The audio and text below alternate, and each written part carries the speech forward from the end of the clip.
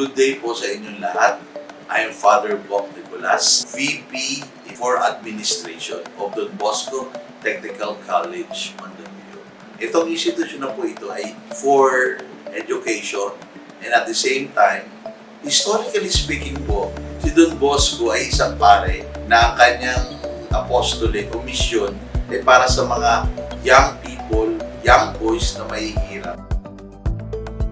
Yung programa na nangyari, lumapit sa amin si Sermon sa produkto na to. Sabi namin, ano ba to? Pinresent na Sermon, itong produkto na to na Evo Energy.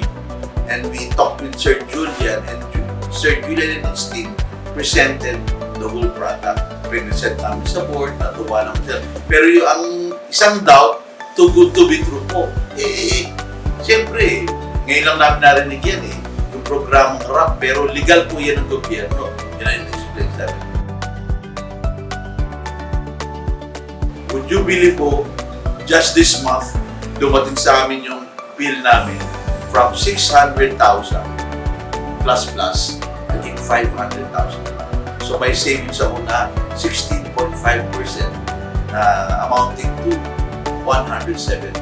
If you try to compute it sa isang taon kung ganun palagi, may kulang-kulang 1 million po ako. So saan pupunta 1 million?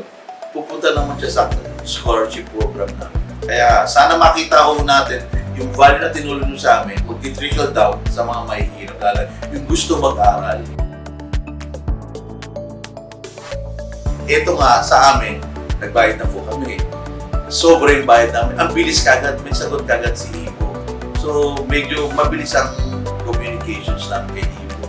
And that is more effective and efficient.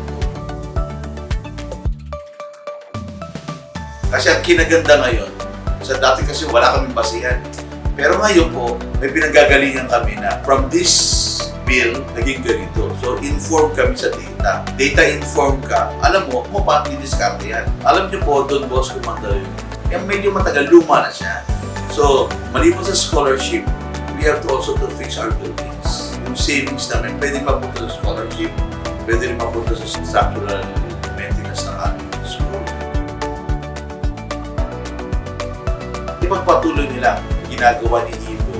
So, i-upscale lang natin, tapos may inform ang mga clients, mas maganda. Tsaka, yung rapport ng company at saka ng kliyente, ipagpatuloy natin. Nandun pa rin transparency, honesty, tsaka accountability. Yung totoo, nakapagtipid kami sa kuryente. Yan yung totoo. Pero from 600 to 1 million, nakakasave kami. So, nakabagay mo. Naging cost-efficient na kami and effective. Very much and maraming salamat. I am Father Boc Nicolas from Don Bosco Technical College, Mandaluyong, and we are powered by Evo Energy.